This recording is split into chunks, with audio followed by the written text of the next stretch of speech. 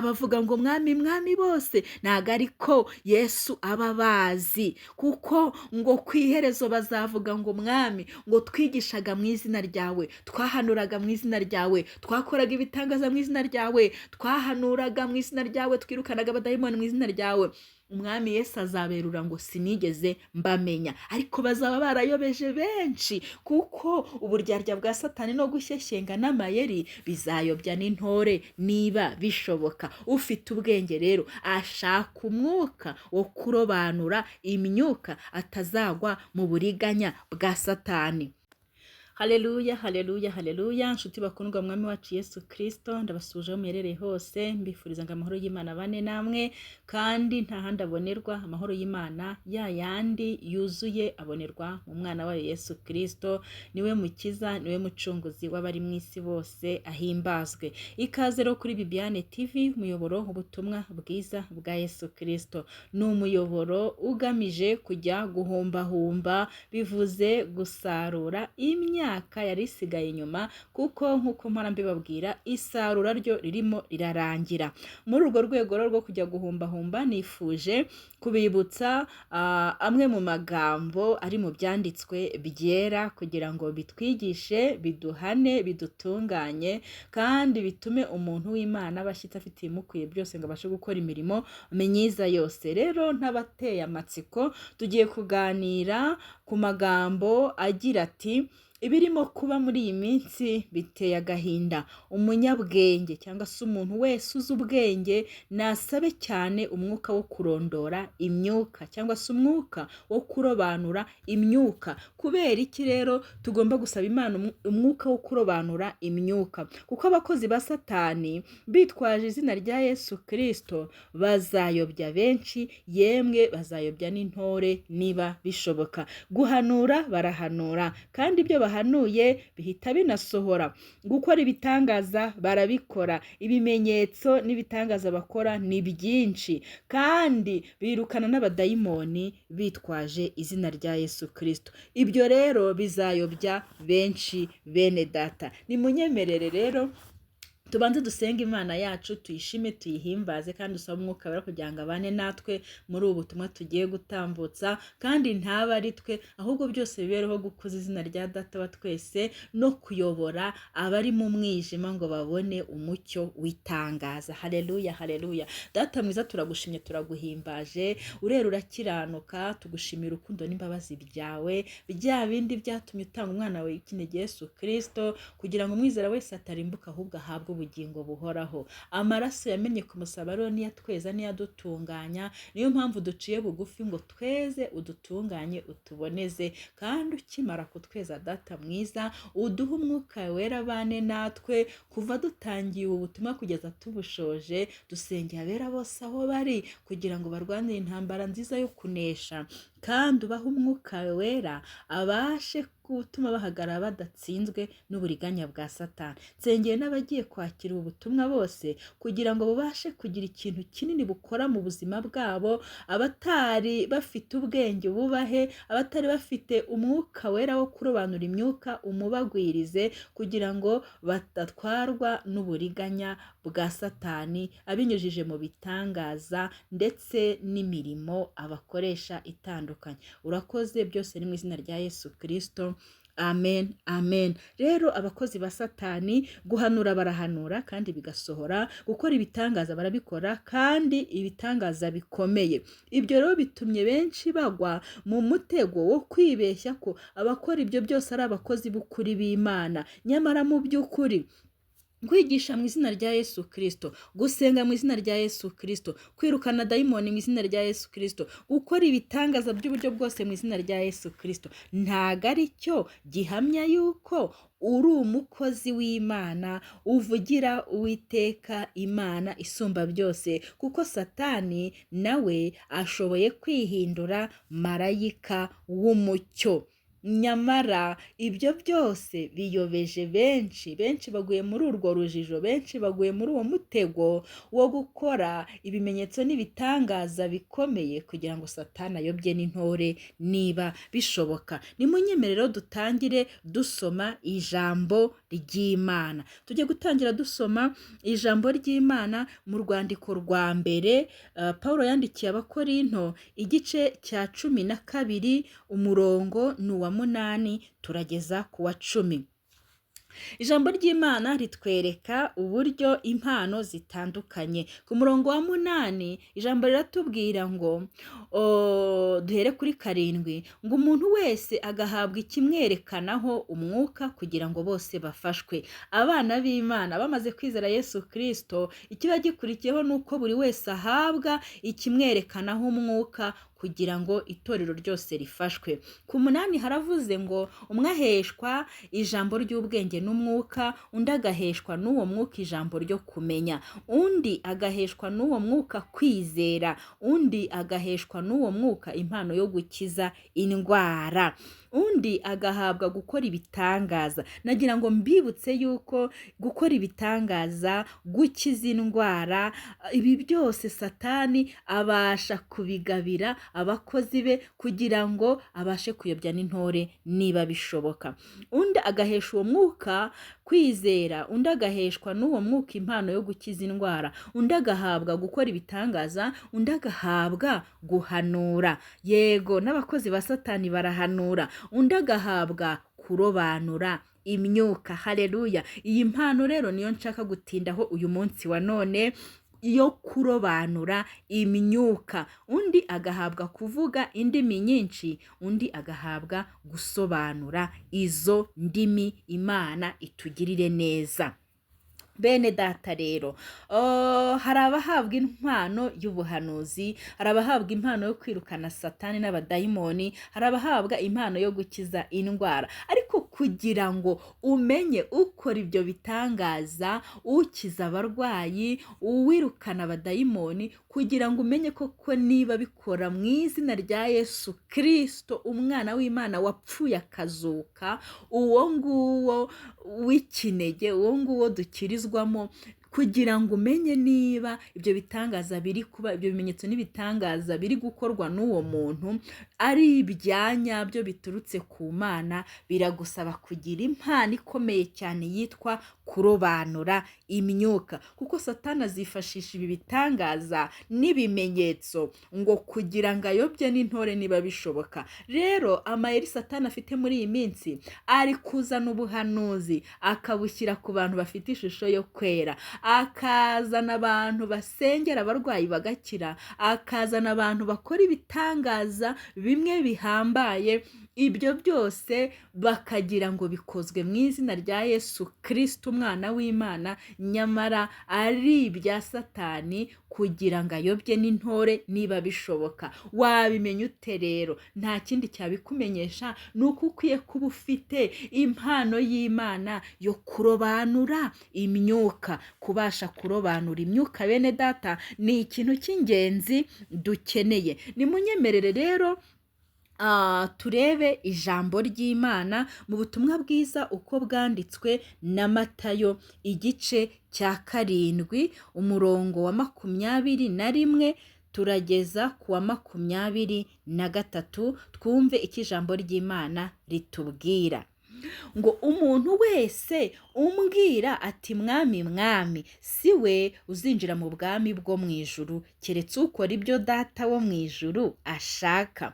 Benshi bazambaza kuri uwo munsi bati, mwami mwami, ntitwahanuraga mu izina ryawe? Bene data, murumva yuko mu bahanuzi bahanuraga, ndetse benshi muri kwiruka inyuma, abo nabo bashobora kuzatungurana ku iherezo babwira umwami Yesu bati, ko duhejeje inyuma y'urugi kandi twarahanuraga mu izina ryawe. Mwibaze rero noneho abo bazaba barayobeje uburyo bazaba bangana.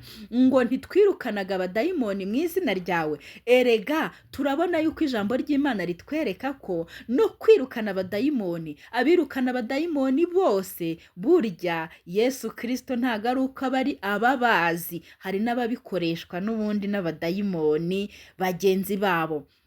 Ntitwakoraga ibitangaza byinshi mu izina ryawe. Nibwo nzaberurira nti uwo ni Yesu ubivuga, sinigeze kubamenya, nimumve imbere mwa nkozi z'ibibi mwe. Iri jambo rero riratwereka neza ko abahanura bose, abavuga ngo mwami mwami basenga, abirukana dayimoni, abakora ibimenyetso n'ibitangaza bose ntago ari uko baba babikora mu izina rya Yesu Kristo umwana w'Imana. Hari n'ababikora babikoreshejwe n'imyuka mibi na Satani n'abadayimoni. Niyo mpamvu ku iherezo ngo umwami Yesu azaberurira ko atigeze abamenya, ndetse akababwira ngo mumve imbere mwa nkozi z'ibibi mwe. Rero biragatsindwa kuba utazi aya magambo y'Imana ko ahari ngo bibashe kugufasha kwitondera abahanuzi bose, abirukana abadayimoni bose, abakora ibitangaza bose. Ntabwo ukwiye kubakurikira buhumyi, ukwiye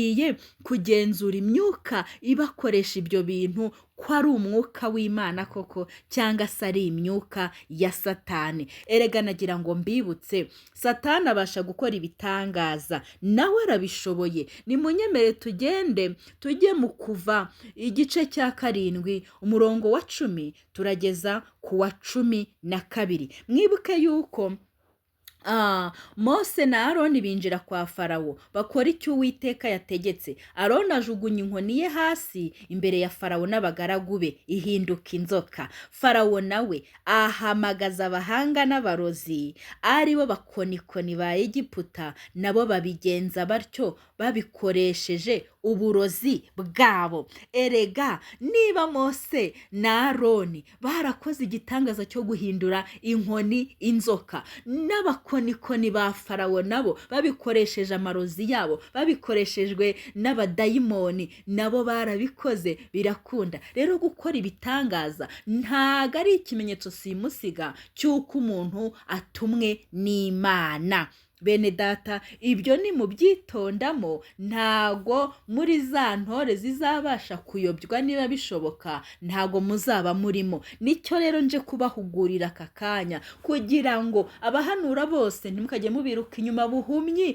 Nubwo baba bavuga ngo mwami mwami, gusenga barasenga, kuririmba bararirimba, bafite ishusho yo kwera, ariko ngo ibyo ntago bitangaje, kuko n'ubundi Satani nawe ngafite kwihindura akigira marayika w'umucyo. Nimunyemere dusome ijambo ry'Imana. Ni ukuri ijambo ry'Imana tujye turikunda, kuko rihishe ukuri kose. Kandi Yesu yarabihamije ubwo yabwiraga abayuda bari bamaze kumwizera ngo nimuguma mu ijambo ryanjye, haleluya, muzamuba abigishwa banjye nyakuri, ngo kandi namwe muzamenya ukuri, ukuri niko kuzababatura, haleluya.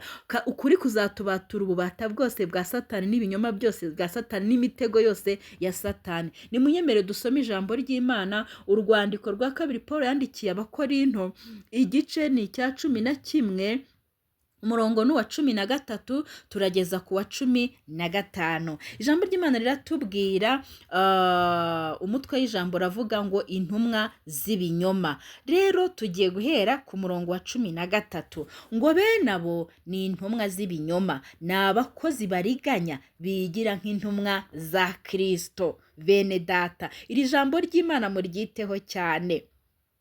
Hari abantu bigira abakozi ba Kristo, bigira intumwa za Kristo, nyamara ijambo ry'Imana ritubwiye ko hari abahanuzi b'ibinyoma. Bene abo ni intumwa z'ibinyoma, ni abakozi bariganya bigira nk'intumwa za Kristo.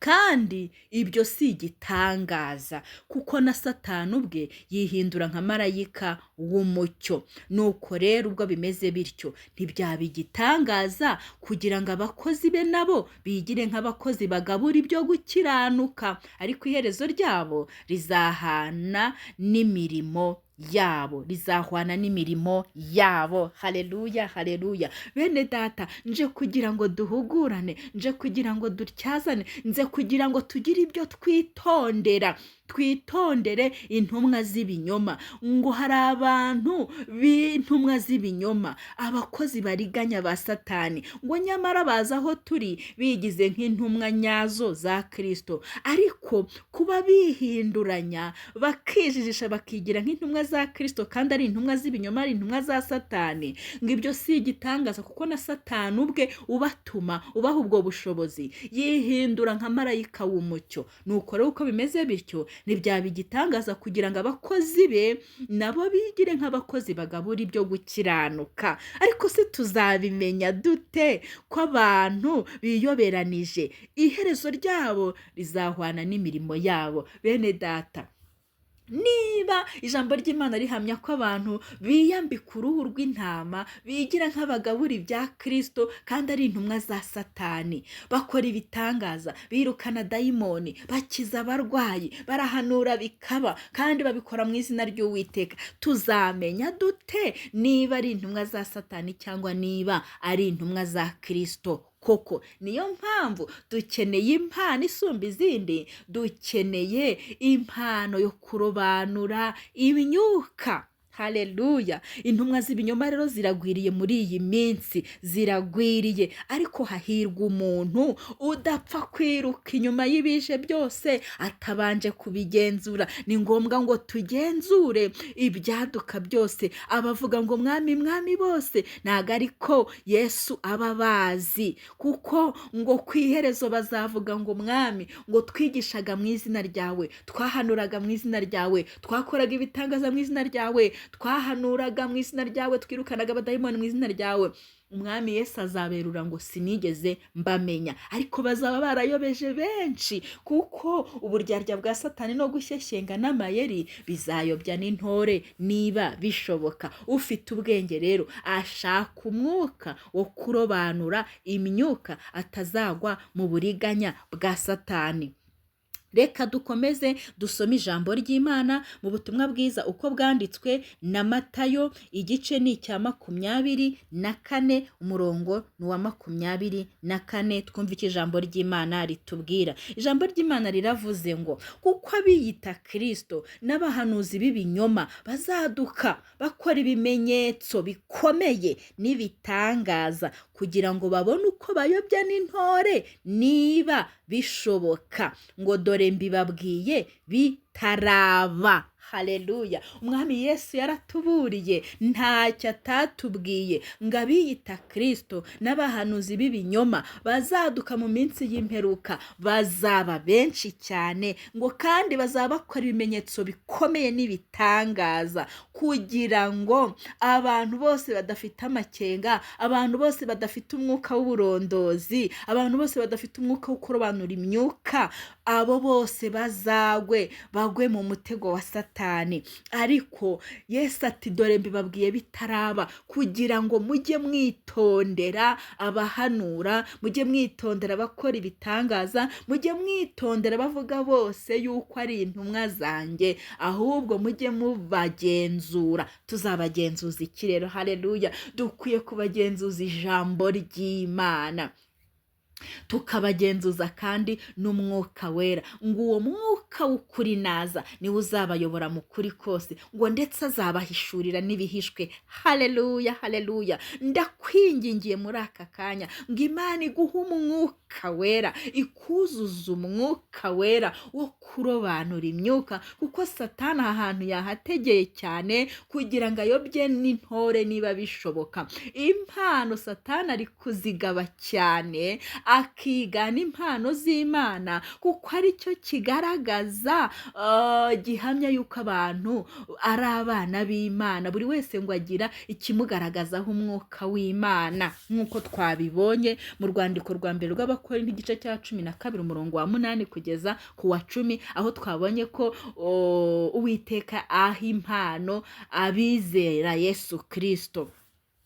Bene data rero ndacyakomeza kubasomera ijambo ry'Imana. Tugeze noneho mu rwandiko rwa mbere Pawulo yandikiye Timoteyo, igice ni icya 4, umurongo ni uwa mbere kugeza ku wa 2. Ubuhakanyi bwo mu minsi y'imperuka.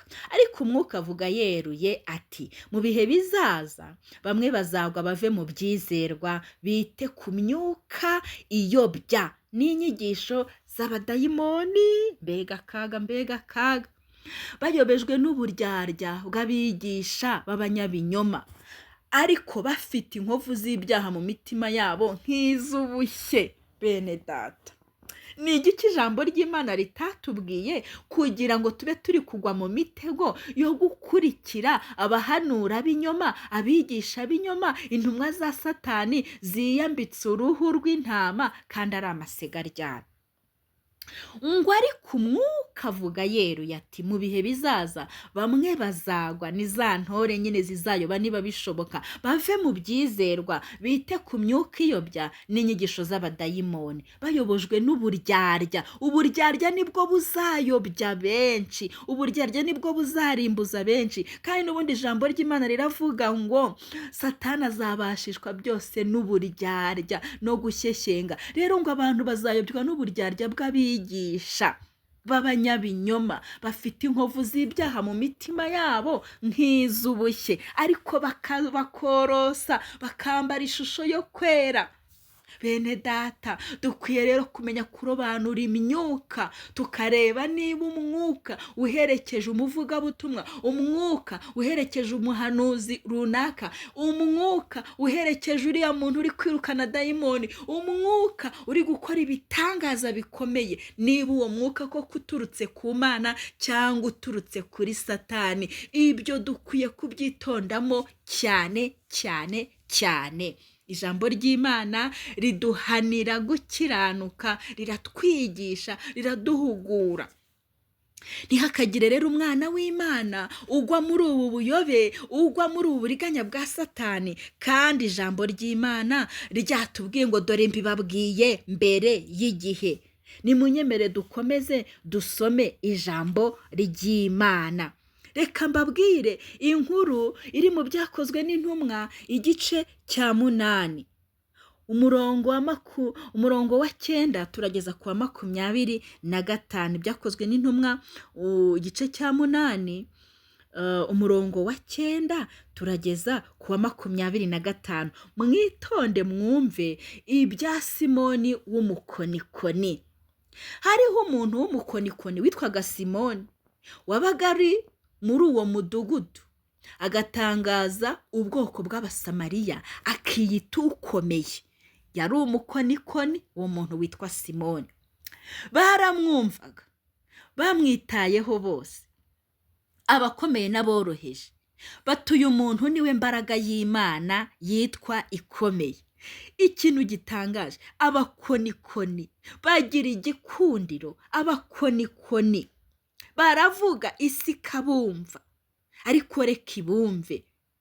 Yesu yaravuze ngo ijambo ryanjye niba bararyumvise n'iryanyu bazaryumva. Rero abakonikoni kizabakubwira, baravuga isi yose ikabumva, ntawe ushobora kubatuka. Mu gihe umwana w'Imana avuga we bakamutuka, babakurikira babyigana. Nyamara umwana w'Imana we yavuze, nta n'umuntu wita ku byo avuze.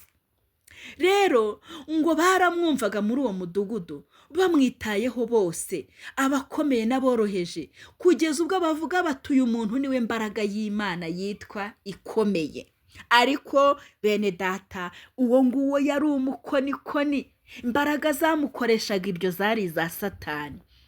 Icyatumaga bamwitaho rero ni uko uhereye kera yajyaga abatangarisha iby'ubukonikoni bwe.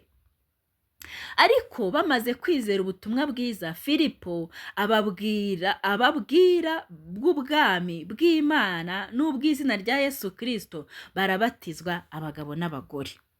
Na Simoni ubwe wa mukonikoni aremera, kandi amaze kubatizwa aguma kubana na Filipo. Abonye uburyo akora ibimenyetso n'imirimo ikomeye arumirwa. Wa mukonikoni ngo yaremeye, arabatizwa, agumya kubana na Filipo, abona uburyo akora ibimenyetso n'imirimo ikomeye arumirwa.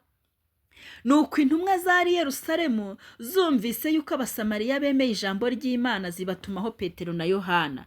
Nabo basohoyeyo barabasabira ngo bahabwe umwuka wera. Haleluya! Twatangiye tureba ko umwuka wera aha abizeye Yesu Kristo ikimenyetso kibagaragazaho uwo mwuka kuri bo, arizo mpano. Umwe agahabwa guhanura, undi agahabwa kuvuga mu ndimi, undi agahabwa kwirukana dayimoni, undi agahabwa impano zitandukanye no guhanura birimo.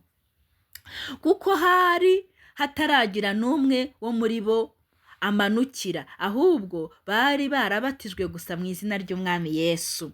Nuko babarambikaho ibiganza, bahabwa umwuka wera. Haleluya! Ababatijwe bose baba bakwiye kuzuzwa n'umwuka wera. Ariko Simoni abonye yuko abarambitsweho ibiganza by'intuma bahabwa umwuka wera, azizanira ifeza, arazibwira ati, nanjye nimumpe ubwo bubasha ngo uwo nzarambikaho ibiganza ahabwe umwuka wera. Muri make, wa mukonikoni ntiyari yarigeze amenya Yesu Kristo, ntiyari yarigeze amenya umwuka wera icyo ari cyo. Yagize ngo ahari baramugura, abazanira ifeza. Petero aramubwira ati, pfana ifeza yawe, kuko wagize ngo impano y'Imana iboneshwa ifeza. Njya numva ngo hari abajya gucisha impano z'Imana ariko biragatsindwa. Abangaba rero bameze nka Simoni w'umukonikoni, nta mugabane haba n'urutabe ufite muri ibyo, kuko umutima wawe udatunganiye Imana.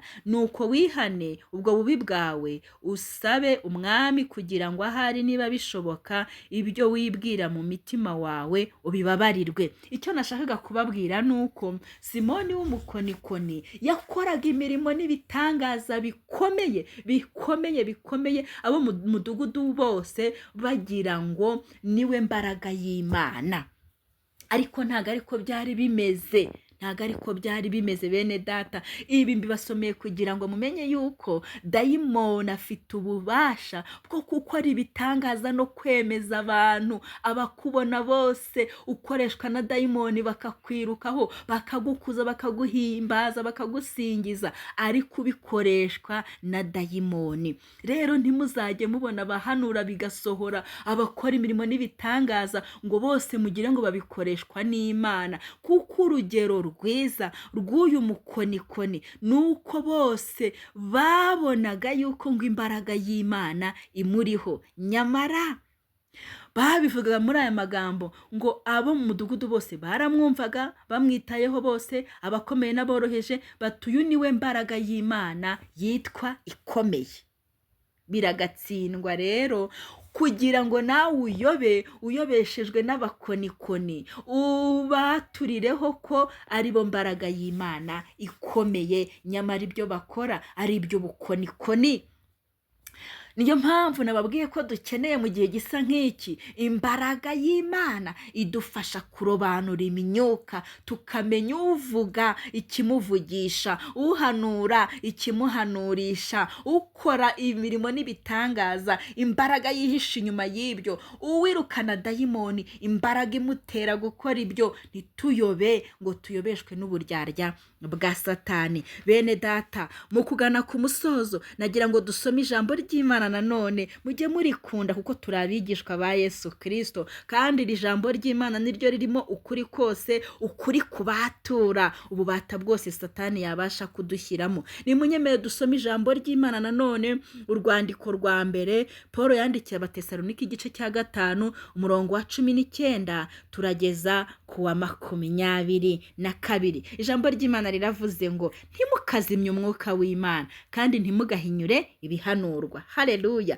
Ni ukuri ntabwo mbabwiye ngo muzimye umwuka w'Imana, hoya, kandi ntimugahinyure ibihanurwa, dore ahubwo icyo mukwiye gukora ngo ahubwo mugerageze byose, haleluya, mugundire ibyiza. Ibihanurwa ntukabimire bunguri, jya ubigerageza, haleluya, ntukabisuzugure kandi kuko waba uguye mu mutego wo kubihinyura ukabucumuriye ijambo ry'Imana urihinduye ubusa, kandi rikubujije ngo ntimukazimye umwuka w'Imana, ntimugahinyure ibihanurwa, ahubwo mugerageze byose mugundire ibyiza, mwirinde igisa n'ikibi cyose, haleluya.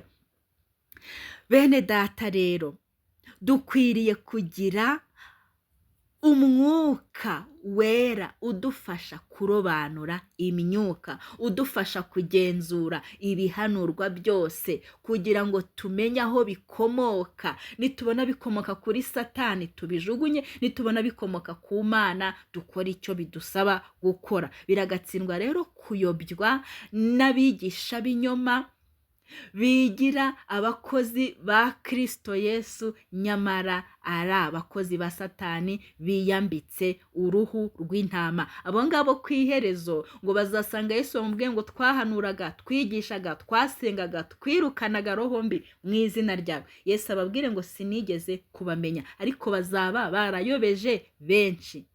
Bene data, ntitugwe mu mutego, nicyo narinje kubahugurira mu izina rya Yesu Kristo. Kandi ntago ari njye ubwanjye, ahubwo ni umwuka wera unyuzemo kugira ngo abahe kuba maso, kuko ari kubona muri gutwarwa n'amarangamutima, mukiruka inyuma y'abahanuzi, mukiruka inyuma y'abigisha b'inyoma, mukiruka inyuma y'abakora imirimo n'ibitangaza, mutitaye aho bikomoka. Mbere y'uko wiruka inyuma y'umuhanuzi, banza ugenzura umwuka umuhanurisha uwo ari wo. Mbere y'uko wiruka umuntu ukora ibitangaza, banza umenye imbaraga imukoresha iyo bitangaza aho ayikomora, kuko Simoni w'umukonikoni yarabikoraga, kandi n'abakonikoni ba Farawo nabo bashoboraga guhindura inkoni inzoka.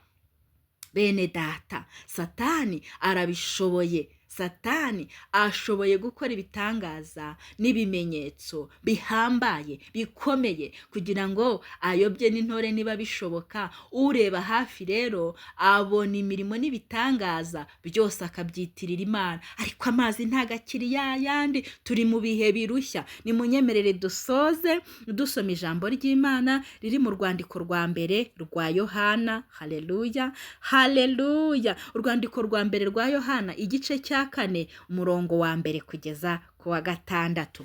Itandukaniro ry'imyigishirize y'ibinyoma ni y'ukuri. Bakundwa, haleluya.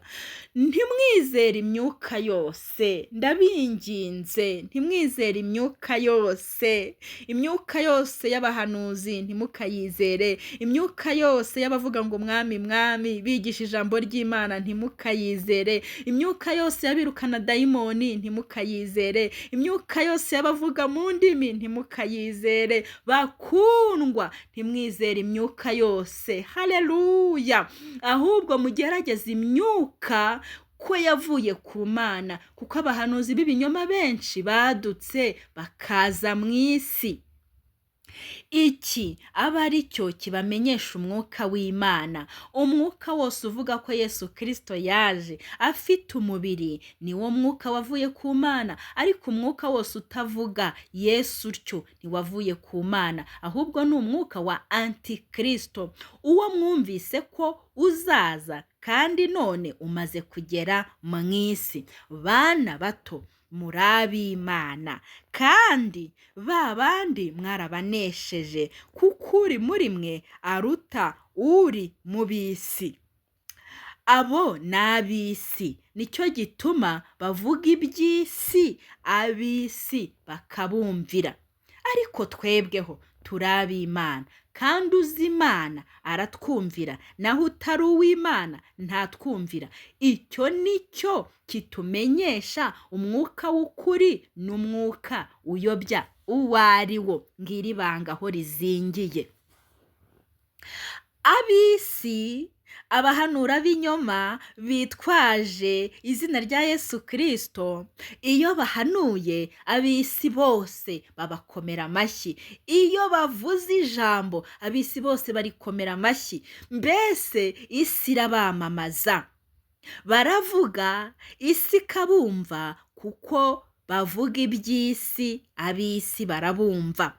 Ariko twebweho isi ntigitwumva bene data, kuko turi ab'Imana. Uzi Imana wenyine niwe utwumva, kandi abazi Imana muri iyi si se ni bangahe?